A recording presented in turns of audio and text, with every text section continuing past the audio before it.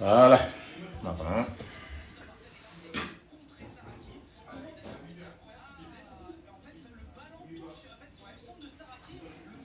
Ah. Bari nga dama ko don min dula hana nari. Inshallah.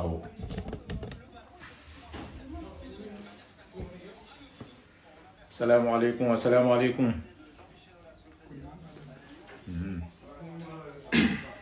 Al-Noura, Al-Noura, Al-Noura, Al-Noura.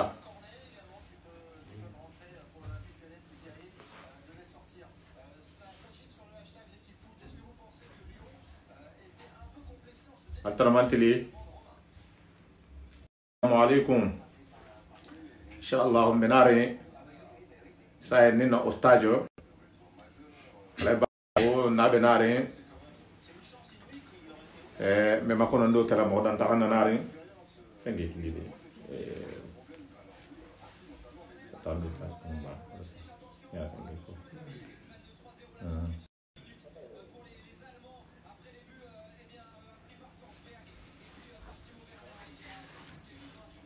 Al-Taramantili. Dimbayal tilin tadi.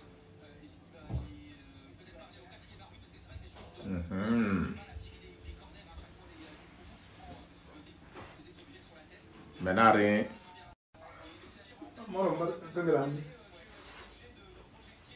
Assalamualaikum, assalamualaikum, assalamualaikum.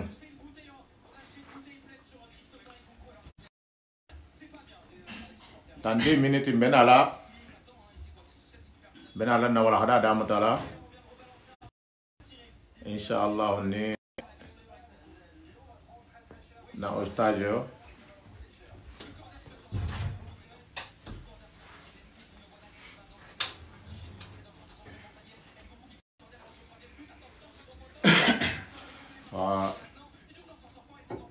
Ngalai.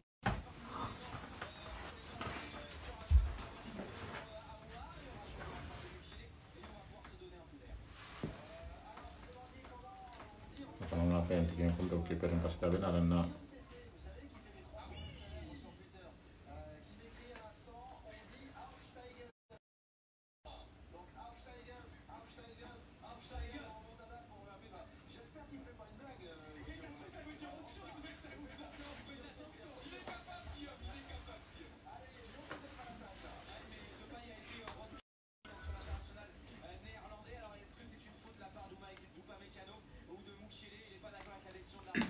Wala hawanga konongan namuta wala. A'udzu billahi minasy syaithanir rajim. Bismillahirrahmanirrahim. Assalamualaikum warahmatullahi wabarakatuh. La paix et réconciliation au jama qui ana musulu ntending addoho addinge ho Mustafa Wane ad konton uranyenna barinya controla misilime ya controla tegnita ya controla famajigo be control mento khafal be assalamu alaikum wa rahmatullahi wa barakatuh. Alinen ka nalit tilinta herato betal jang ko xani xom matili xani xon na do silo kan silo mem mo siratal mustaqim silo tin se dunia en sotanya di kiamola o me fono na lonna ko ni alhaji do be honna ni no le mon na ustaji alhaji bashihu girashi na fonin ke na beta sumon na beta wala hada kilin ke jang wol hok mo mbiti bi albata ki ti ala fana mbata do manden ko ni senanare na hana do ni shumo wallahi amam nugato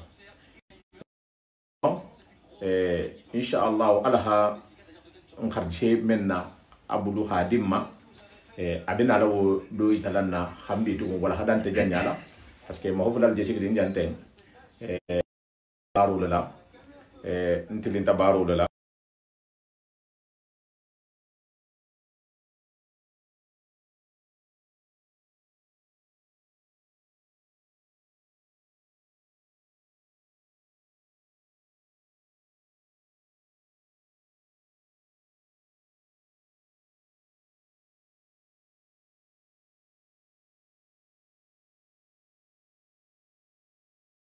alsi hakkede hanni voilà donc karamo be kori linnete kanna tambila be kori linnete bar inshallah jamani wo hakanne mislimo ni wo hakanne ala ko nganarin na do so mon bi harakata minti tanneti minti muhanneti ne ala ba so be na la usmana jannembe jam fala wala dato be contrôle sila na ustadi ba ma folo ne wal mala ba fo di ba so grandi la ba so grandi assalamu alaykum wa alaykum assalam wa rahmatullahi wa barakatuh sawane ko tarante sawane dimbayal dum be jandro nyodo ne alhamdulillah wa jama ko hi konton la pe jama ko hi konton e hawala hadame ni e ha abula misil modu sagoto loho ko tambila diatare misil modien be doali en sima ya be doali en jate kende ala be doali en laban ko nyimala habaru menke alkana atukunoti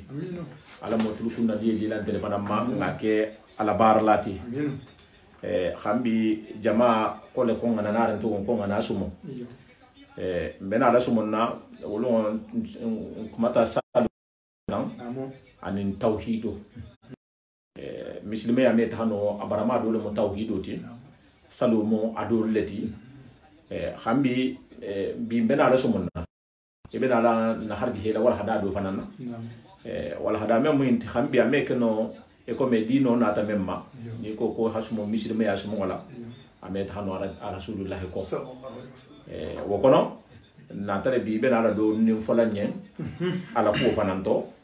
ebe wala hada men di lamma bi ni hajama be konton ala ko ibe ko rili inshallah on se continue wala hada kan directement inshallah mo le foli en rafo en ki bismillah la paix bi la mere muslimo le bi la mere ini hanyo hon konton wotumo ngana jokki na wala hada la wala bi sallallahu muhammad السلام عليكم ورحمة الله وبركاته. وعليكم السلام. أهلا وسهلا أهلا وسهلا. ب Union de la Paix groupe Jama Paix kontonna خاصة كترمنا مسلمو بلا دندما ألو سابوتو ألمو نيالو بيدنا سوابوما ألمو نباتولو متلانين ألمو نباتو كانياما ألمو nga bato nyaanyini amin allah alamu nga kila la nigi sallallahu alaihi wasallam alamu nga ala la yamaru la bato amin allah alamu nga ala la fatandi kul tuje amin allah tambi iko moro sawane jana memfo basinte nse don dim fobi insha allah na mendillo ni ande ba sawje kumala nyi nyina lante ya londo valera jole yitala mogolula bari ntentolon nati de wallahi ntentolon nati bari ni ram goje abatan jembe londi nyini silo kan abayen ko ngako bumba lonne bari alhamdulillah rabbil alamin mbe mem folan na mo beye alunga karam nin dunya hadiyen ya karam ya mahdiyen ya karam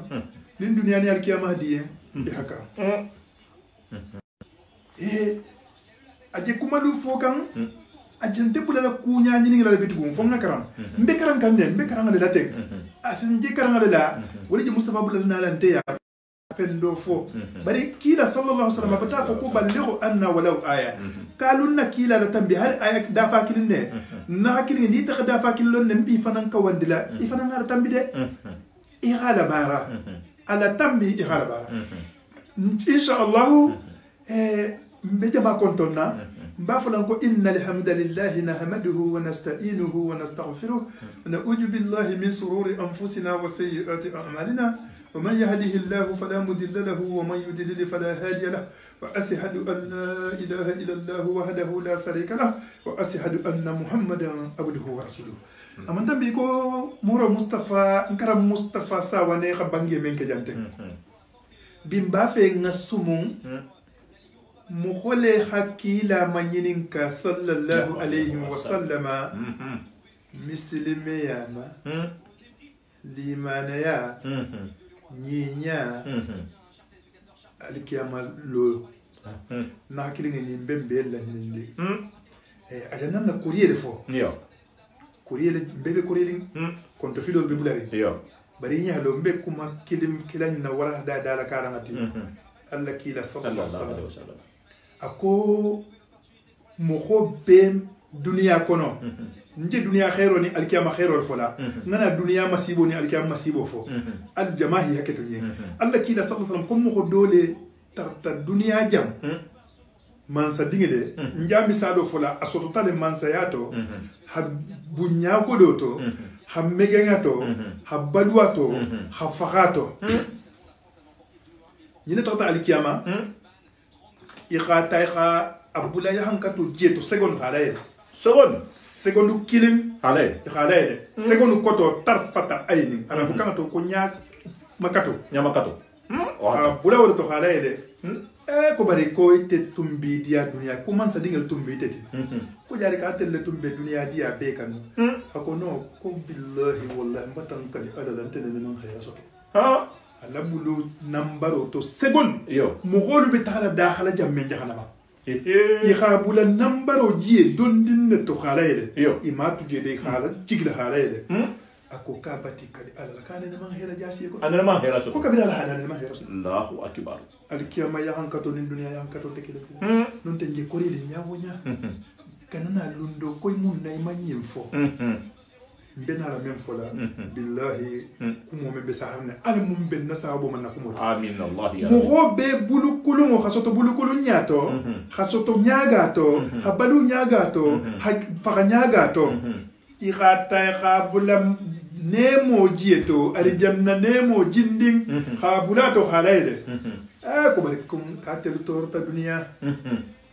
ko to mito ko to dunia ko wallahi content ayina tala ko billahi content amma kem fulanye aga men ke nyama ke misili me kilinge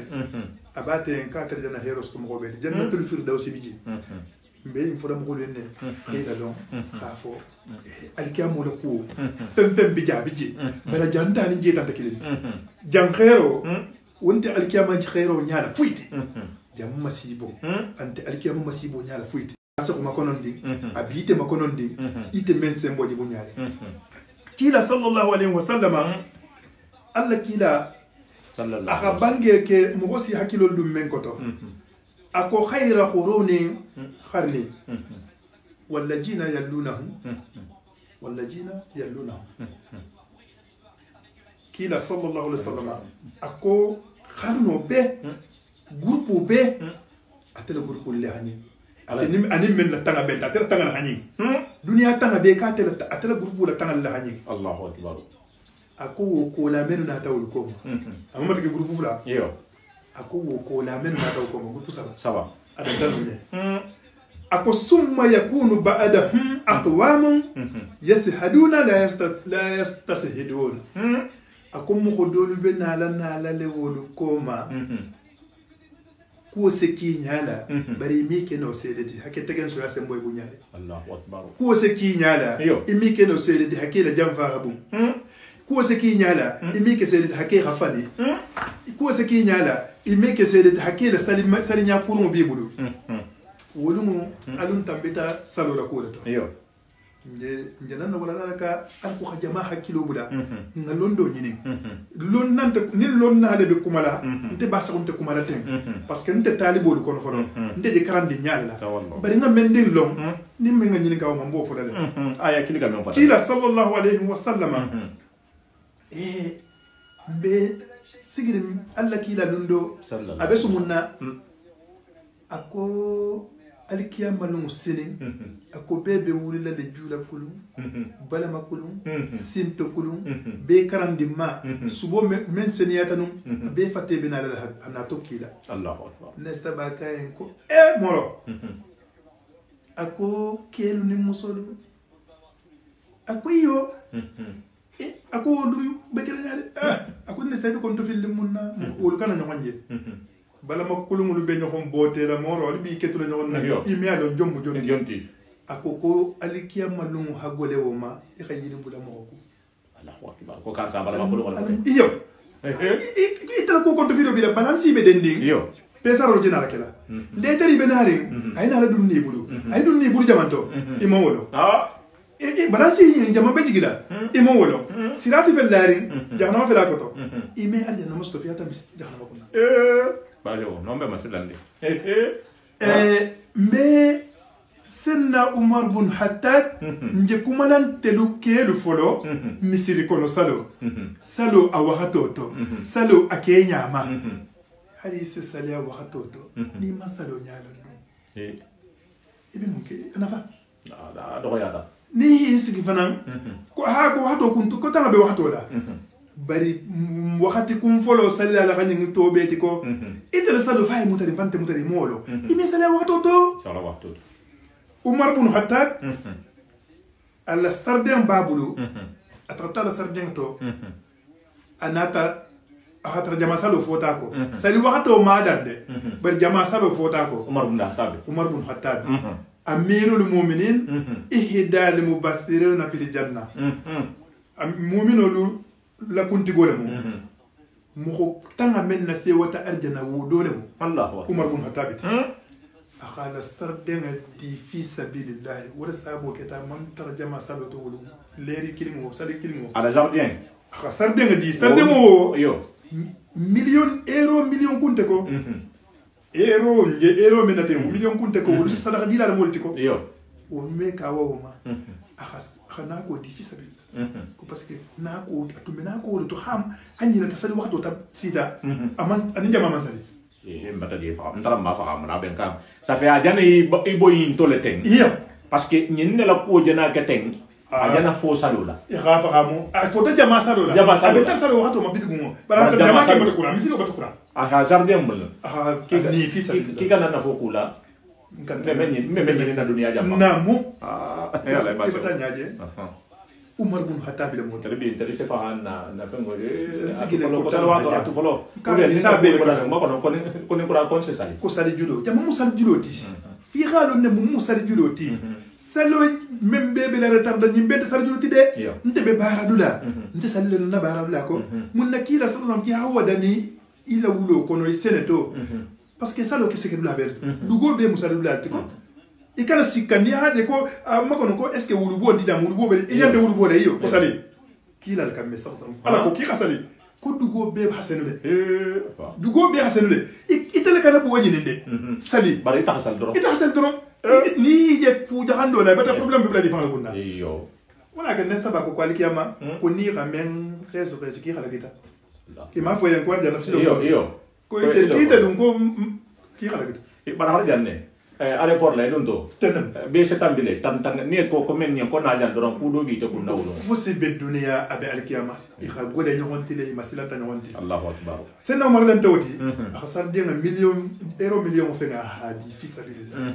ko fo ala sakisi sentano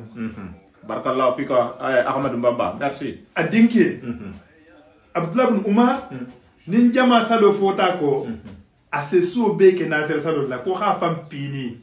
وحسبوا أنفسكم قبل أن تحاسبوا عمر بن الخطاب لكمل كلا نفان كروسي جني بالو كروسي لا أتسنا نان لا نصرف فوتاكو أنا تابين تحت ما نقول كلا أسوء بكر سللون كل ميان هون جبتو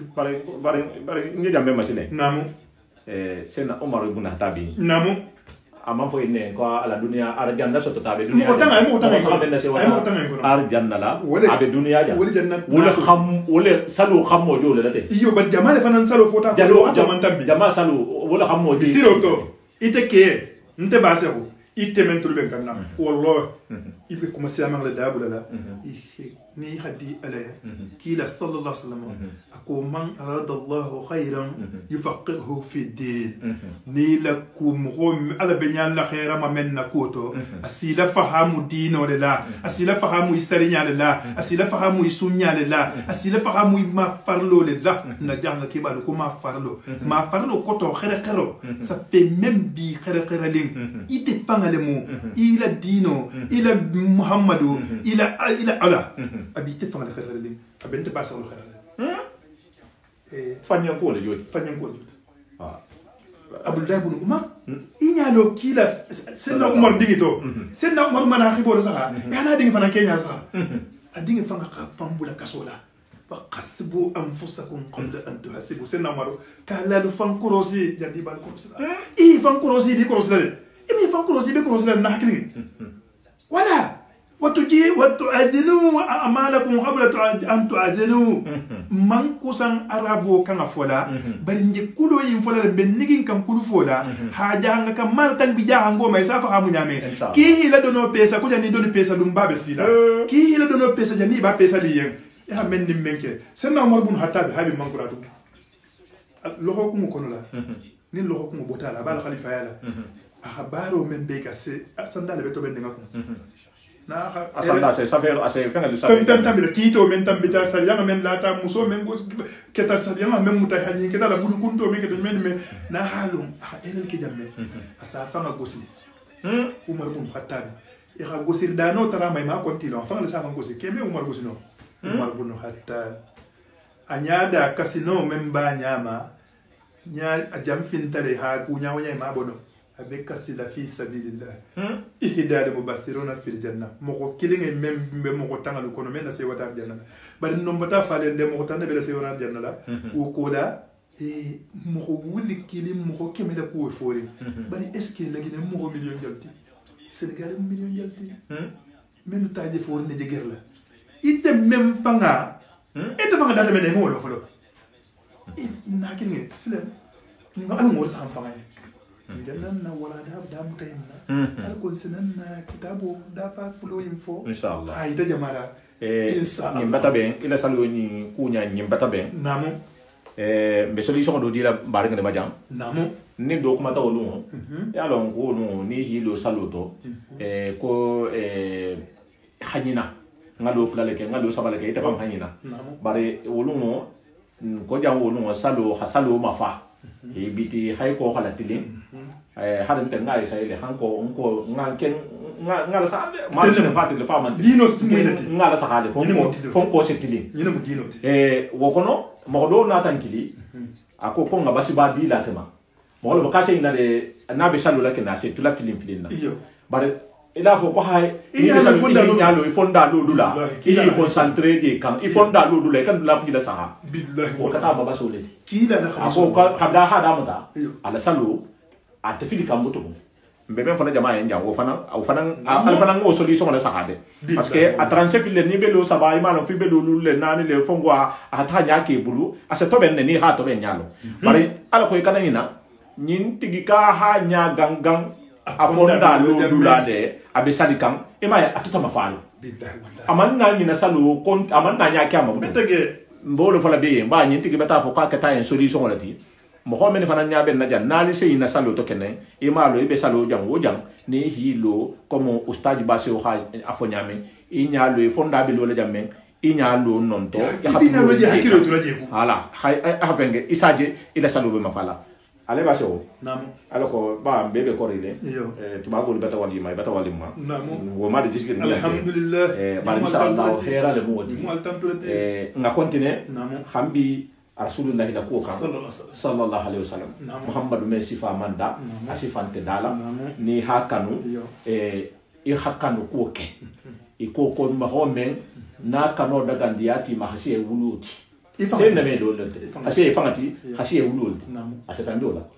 isa na jonka no hasi yawo ni ko komisi mo aha ngawa ngata do ni fa mo holla ko to ani men la da ko benta ni ku fata ni hanya nyini ka ko do la ijana ila kuma mai la bange jani bin na kitabo ko no inshallah mbenun kuntu la hala sutiya ijana men fo ko mo men kanta diali ya se ina ni babate wonte alla ijana men fo de mode bara ni senna umar le tambita ko moyinto alla kila le sallallahu alaihi wasallam aka umar nyininka umar kay ako moro ki hadi ni akon na dia nye iteye abidan diyembi akoy khadi nyem fenge beti ngana fum fanga doron ko fon pan contrôler ya khadi nyem na dimbayan tan nim baba bari fon fanga alla kila ko sallallahu alaihi wasallam ko habi ko to bana fom na dia ite hasiya yi fangati ako muhammad sallallahu alaihi wasallam ko na akoy khadi nyem hasiya am fangati ako mata dia na hakili est-ce que muhammad la ko bi internet senna umar bulata ko baro la amma kanu tendoram aga kelo ke aga jahado ke kila ko masalla sallama kila la sari jangala do hatta yawm al-qiyamah ila gaburo kono ila farafulo tema almum benna sababu man na batolto bari mo mi fam benno sababu may be sababu nyina ala le bulu ala se ben sababu ma beduna be kitabo donni fola kitabo kono parce que ustad Mustafa Batambula ko fo nga fendo fo ba nit gi la wala dan ndingi sita jam memma nin karan nadu alu ben na me kanne nin erer ki jam men na londo dandula le mo sekire fu intemmulo bena la senna Umar bin Khattab la hadiso leti lundo le inin kila ba be majigiren ibisumunna sallallahu alaihi wasallama kedo boti kanare ala partager ala ha partager ni men sa partager no al sa partager ala ko mako téléphone ngi profiter wal hadañin na ke do botima ke nyim durgige bakanna ke nyim fondin ke dati bari man ke nyim malo madina kono umar kon do filta ke nyim mo ma malo waya sinon tama kankan waya sila wotu mo buguto sa ko ka mo may ko men nya waya sila lu durgi nor ko ngi sa jakanna ñin na doon gonte no xori ka continue be finde mori wala joti fondin kele ala dorgo be gerim posa wala jotante bula waya sila bari mo ma do madina jam ñene nata xanay isodum ala la kila da tambit el bete ma sallallahu alaihi wasallam hatta ha kumbali ni sembe kila ba kumbali senu da sallallahu alaihi wasallam ha bulu fulo la afanga wuto kam fam majigi kamma hanata mum fonon akoko ya Muhammad saybolu ko jang ko mo bumba sakila kile ko ya rasulullah ya nabiyullah ko ni mallo do la akoko ya Muhammad akita Muhammad akbirni an al-islam akoy sen khibaru muslimiyala mum fanga mum muslimiyata al-islam akoto munti islam akoto mum munti akoto mu kulureti kulu muslimi akoto mu kulu hakulu al-islam akoto mu kulureti falo kila nata mun faye ako al-islam ako muslimiya atastahadu Allah ilaha illa Allah wa anna Muhammada rasulullah sallallahu alaihi wasallam ako muslimiya akoto muntim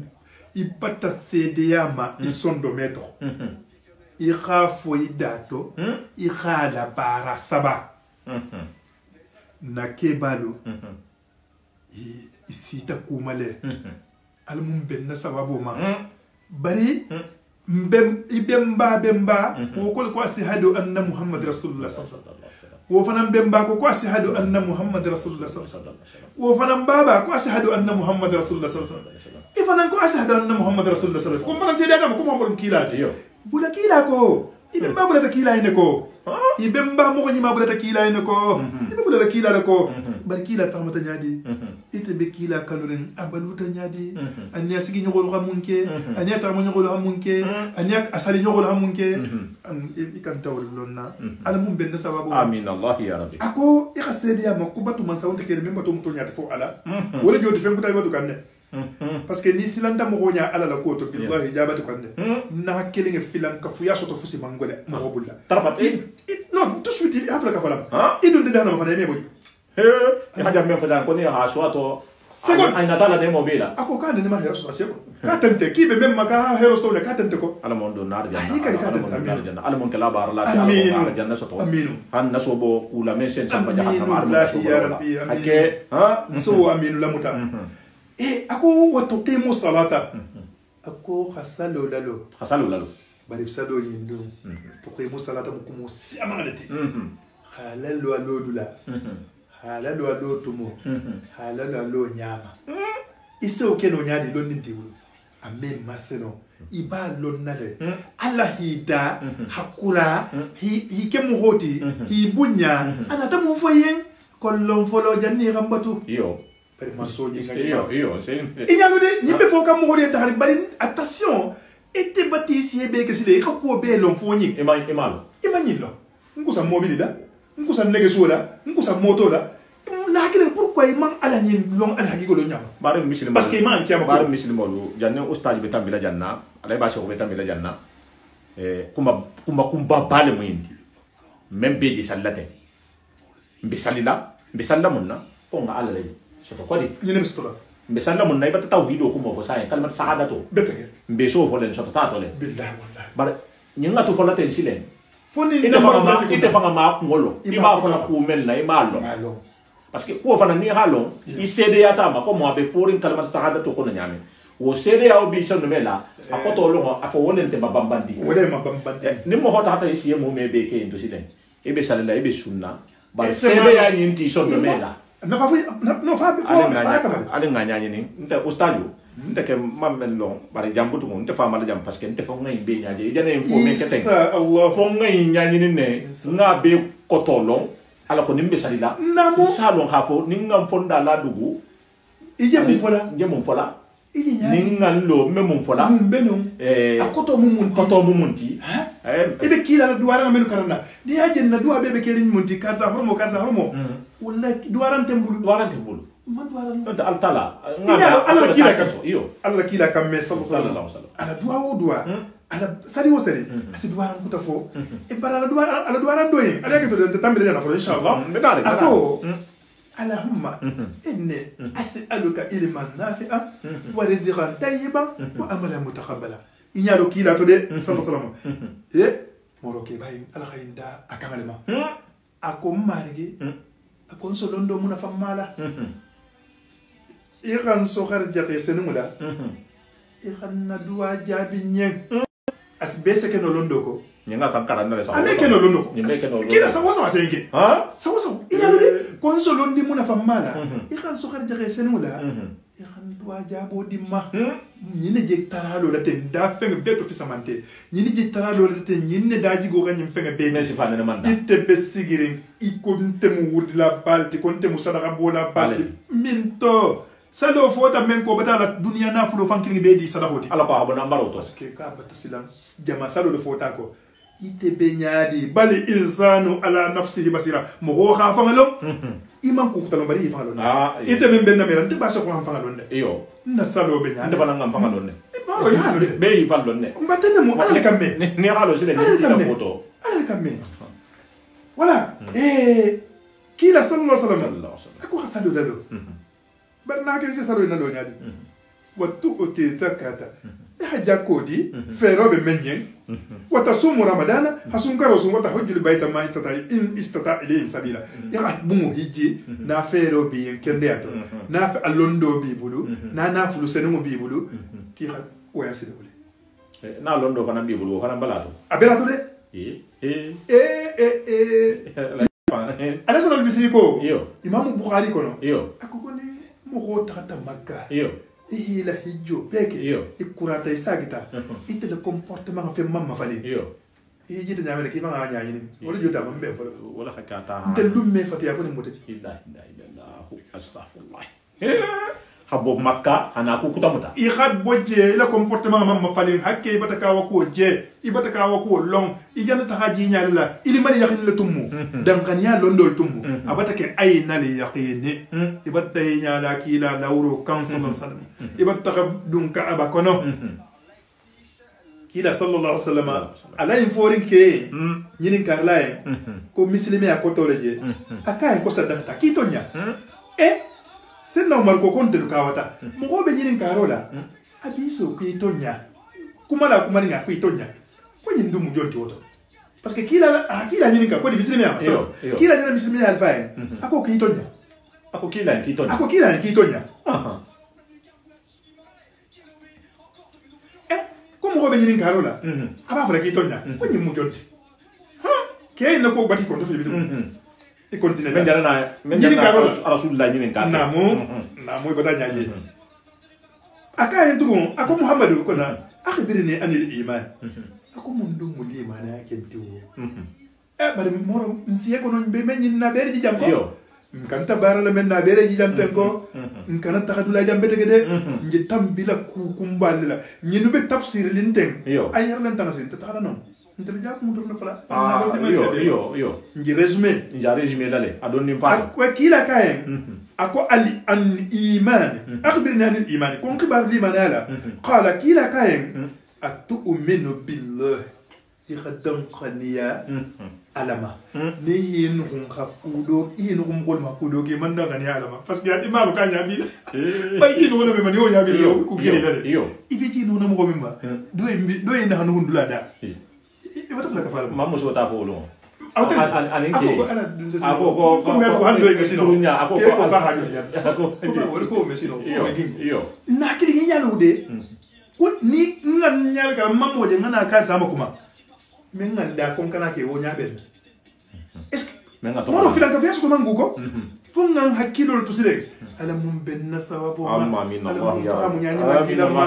akoy khaddan qad yatu'minu billah yakhala ko ala nyinne mu man sakilingeti wahidun tade ahadu atemu kilinde to fula nyonte menna wallahi ya bonya de yakhala ala malaikul la ani la bunya afo malaika kilingi dam fatan keme woro dam fatan kilingi me kun dunia fo man soda to bendo parce que men janana zana sije masay khala malaika la ko la wa kutubihi khala kitabu la men jigita wa rusulihi khala kila mo la men nata wal yawmil akhir lu nabanga yesele ki khala la akhira ko la afo ibe wulale ibe sarala le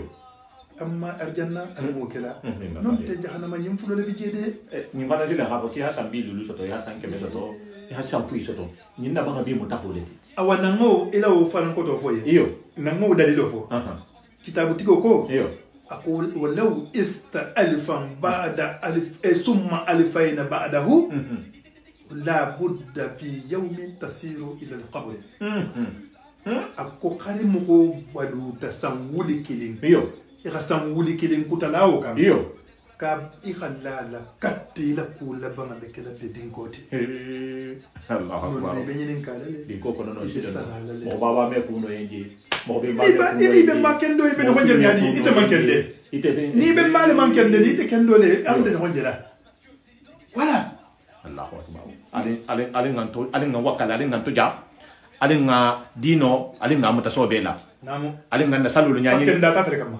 nga salu nya nte ken dana ustadi mama soto ja butu fona ge yata mbena la de qur'an jan sai mbendi la to fona be ge yata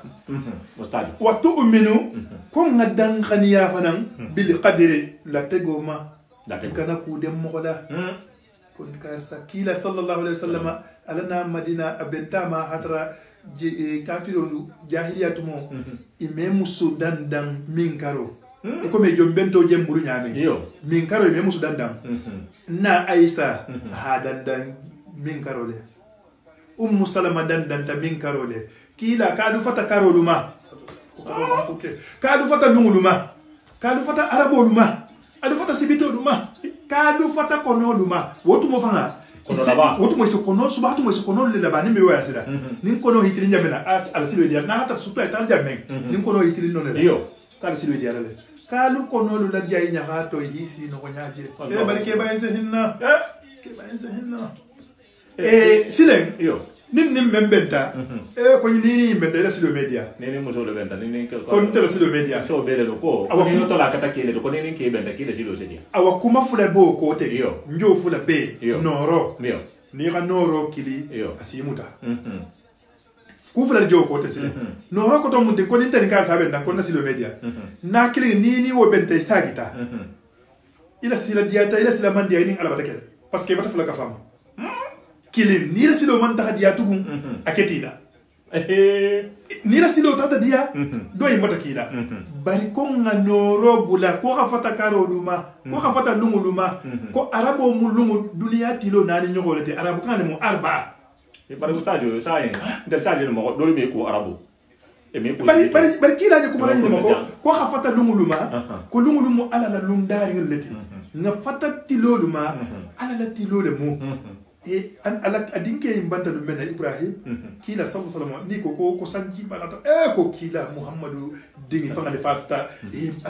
ko san ko tilo nene man di bodu mo ko la sayala amadu mo ko la sotola ko sanje nene man na mo ko la sayala sanje nene man na mo ko la sotokula kila fanga mo kalu kana ijo kila barka be sallallahu kalu kana ala la kaw ko mo ala la kaw ko tilo nin karo mo ala la kaw ko sifana ne man ala la kaw ko rasulullah ne kamete bintelu ni mo banta nani kudo benta dron inshallah nshako ko le mo non sanji mantege ti lo bota wol mo ti di mambo fanga voilà sanji be ala la ko kenen ko kila sallallahu ako ala la tegola hat dongondia akhirama atanama kaza jirita alhamdulillah rabbil alamin kaza na fabta inna lillahi wa inna ilaihi raji'un ko fulo ine mo mbe balu de saya ine tema khairo ni tanole mo muso ni kele mo dinni ni keba aljanna jahannama so tilo na kilingi ite se bono yin kono nyaadi ni manson ala la tego ma boddu go yin kande don te abo sambule ko isi ta Allah isi ta Allah Allah manson yin ngay tanto na kilingi akan gidonya ako ya ko Muhammadu ko na sallallahu ako fa ikhbirni an al-ihsan ako men na don mumuyinya fagati wo nyinya awanna kile nganyinya njoro fala nyanya tumu ko nyinya mumuyinya ti ni be nyinya la be nyinya li fanga ma folo ko hambe ate luntanga ine jana luntanga ine je kila ine ka da fenge beto fi samantere je luntanga ka ubay da fenge beto fi samantere je nyinin ka kan nyine la ko kan ta diali ya sei fangati wori je nyinin ka kan imenyin kanu imam bulala baro ko kite batakanu to nyanta to wallahi amansa ase menke ni mewoke ako konte ke ko ma kurto lele akhilo fana ko saybo ke ko kurto lele akala lele aha kota ko hammento ko hanja aka kota to ha go daga to ko wala muso o hala jigi hasin ko muso sin fato karaje ndelu kelu wol sa fufu le muso wol hala kila ko kelu hala ile ko muso hala jigi ndelu ko contraire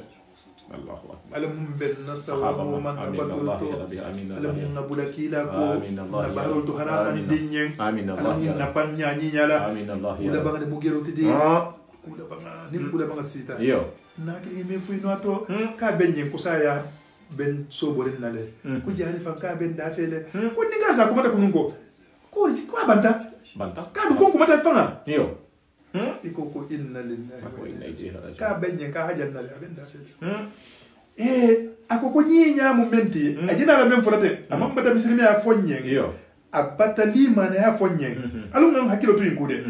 akoko nyinya mu munti ata abudallaha ka annaka tarahu iha ala batu ikunar jele face à face parce que ite nyare nyantale halu ke kalje face à face nyana do ko jana atale muten e bi no ko na mo goluma nenga mo ine mo inda wo nyabila bari ala lo hadija ke bitugu ni tarti banke satare ke ngalon ne de ako ira ala batu ki ko ne nyabila le fa in lam takun tarahu kubar ni te ke te ki nyante ala la fa innahu yaraka atake nyabila lo ko ke rebe ibi jam wonya ibi nyawo nya ke ki nyantal iyo ate nyabila fakala akayen ko fa ikhbirni an saa ako alkiyama sanga dum mutuma jamanti alkiyama lu dum mutuma jamanti ke ne jana question fana ko sha rasulullah ko alkiyama belu mutuma jaman aha kila ba kaya sallallahu alaihi wasallam ma don na jan sa alkiyama lu nya mal mas'ulun anha bi a'lamu min sa'il ako eske nyinin kar la fa man wolo ne amen nyinin kati rasulullah kayan ko nyinin kar la fa ngo wolo ne asi habe nyinin kala iyo ka ko le denti iyo d'accord on benale jesu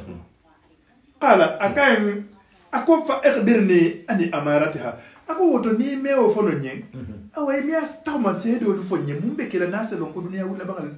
ko batasi kila ba ko anta lidda li amatun rabataha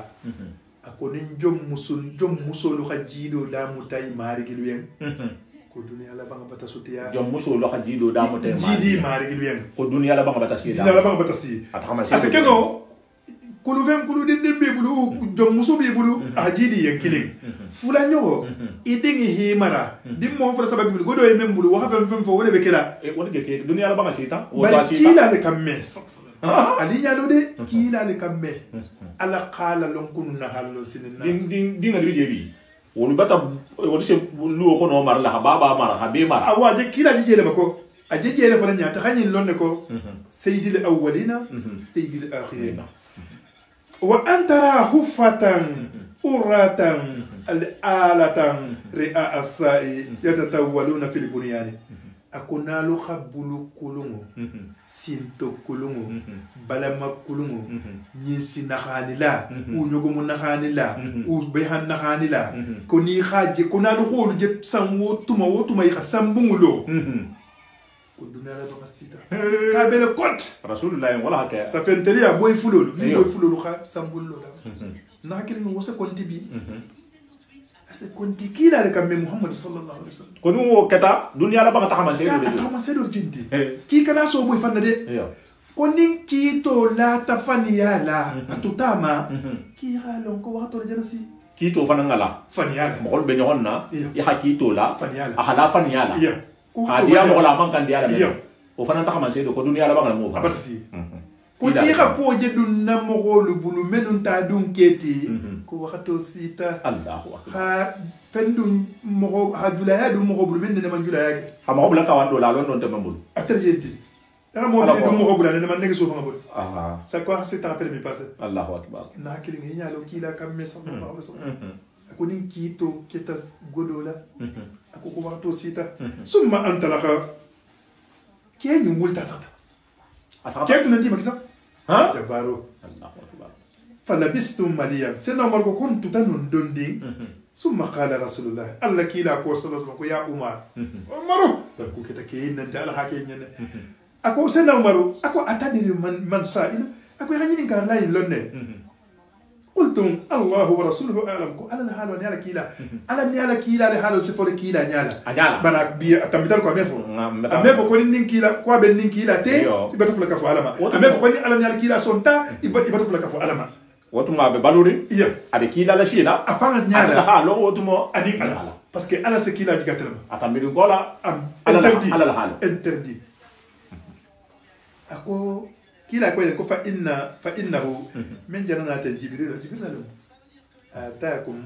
ajanana lukanne ayu allimakum dinakum halula lon walla dino la kumo imbe jana fo dino nyina la kola ala ko alquran ko ba ada a'udhu billahi minash shaitani rajim bismillahir rahmanir rahim kumo la banayna ma wa ma khalaqtum al jinna wal insa illa liya'budun man jinno ni mogoda fusila fukan kilim bakaya batoto inyalo lonna dol ko ko wol joti kisa lonne ko jinno la folo data mo ko nya ba so ta jinno to ko ma barimbe sa ya kuma kililla la dala nel amani kela ko ako inna limanuna hiya sabilun famayakum lam yantahijihu bi rahilihi faka anqadi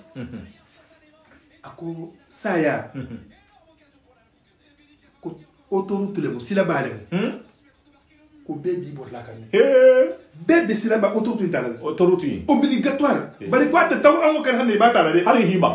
ako anata ko mo la bawle ma ko iyo ko hari be kuma kay dala iyo ka ke ki ko me taxatale parce que be taxalale fak angal ki ni la dono be ke fa ngay kan jana taxale parce que be taxakane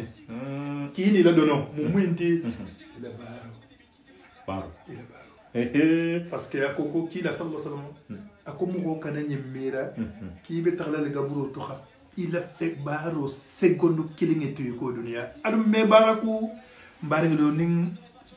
union de la paix mo golu khalan nante alanto bi itel mo bati wallahi mo kendo le salam hola non tente be karankane nyimben ben kiliga batan kili fanan silanta akana nimba ke ba fanga bula no kila bata fo sallallahu alaihi wasallam ko ni hanna hadisa kili no ki hala tambe mo ho kan nyinin kawma ntende lawma ko ni ngatanga soto mbo folade illa yawm al qiyamah hanjani ngasi alkiyama almum ben sawabu ma almalu hammulu jarra almal lasiti almal ko lana to margi alma kala bato mutaringe dulati rabbana atina fid dunya hasanatan wa fil akhirati hasanatan wa qina adhaban nar rabbana la tujigh qulubana ba'da idh hadaytana wa hab lana min ladunka rahmatan innaka antal wahhab subhana rabbika rabbil izzati amma yasifuna wa salamun ala al mursalin walhamdulillahi rabbil alamin mustafa sawa nabi kuntu nambi waliye almuy khammo jarra ñin bek fo men kala mo kanda tay saboto al ma kele janatul firdaus idiglu al mi kele sagoti al musabu ma bulani ma mi kisala saboto ma rabbana atina fid dunya hasanatan wa fil akhirati hasanatan wa qina adhaban nar alam rabbi sallallahu alaihi wasallam kam bije sallallahu alaihi wasallam ko ta janya ko ni janya inshi wata namu mbela na jama fana mbeta shiwa inshallah alamun ni baraji amenu alamun ni sima ya amenu tela hali inyo la pe jama ki na muso lillahi di menna namu nin ko dino mbe ala la fala inshallah nin ko dino mbe rasulullah kila sallallahu alaihi wasallam ñu ngabe bunyale alfa bunya dal le munti harmadi do bunya la le munti parce que ala xam mbo la ko ma bamban ni mo tek misli mo ma pete sahata be non ne kono la namu bar dino yi ngana ni hom nyama bokku bakka butum ne hajem fana be kela kul be siare namu bar be keso le ni na ni to nyafo fu ala men sem ben simma namu ala ko men tulo ben na men be dino yi na tamakan salinyato daji goto siginyo yato futu kono nin digani tema fonse ani ngodi ninya ani nga kam men domla ani man kam men domla nga kan ku men natangala so lo nyamen na parce que dunia yi njana fo de jansan ko hari hasan wuli kilin soto san wuli kilin la takan kibe autoroute yin talale e gana autoroute yin men fote ibe kena ninte bayila de saho do se le lundo ura mesi sa wakata kata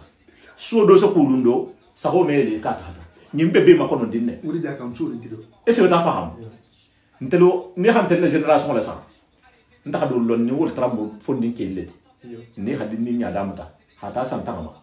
so mo ko konti sa en même man sin tele siento ni ta billahi wal hamun ke khasiya ntele fele jam ntele bata musota mbata jidi o dulu mam musuta e man jidi dulu ha musota e hedi ngal tuiko ite bija ni bata ko ta ho be kala jam menna ko ba ke ba ha men fo ala ha men fo ko nyin na hadinna même man dinna entele ho mo hoje même bo te fatambo fo danya ala ko nganta siloje o mun nyen hero le mbe douala dien jang ntam tula tranquilla ntelu ni mengi ba ma wo fo ntama force la bar fem ni ko sa fo ala ko ten nkila ko ten mbila da konkon nale e haje ge yanni benna karamo ko be konton na jam benna ustadu be konton na jam ha afo mbari elien ha fo yen ko inshallah wala hada ibnari direct le be mankerin karamo ko be ligni lan nim menin te sate kilinula donc wala hake Facebook la direct inte bendi wato in totem follow par na benta hala base wo lukan anu wo jamali be kiri inshallah be dare ni ala hala nyini be ko modan na jang be bare ngali be kontonna alay base afali ko assalamu alaykum wa rahmatullahi wa barakatuh alim be waxatu ta al sa partager ala ha partager atade men jinina be ha bouton digi ha partager ala ko mo ko telefon ngi profitala alim be waxatu ta inshallah ni al hala nyini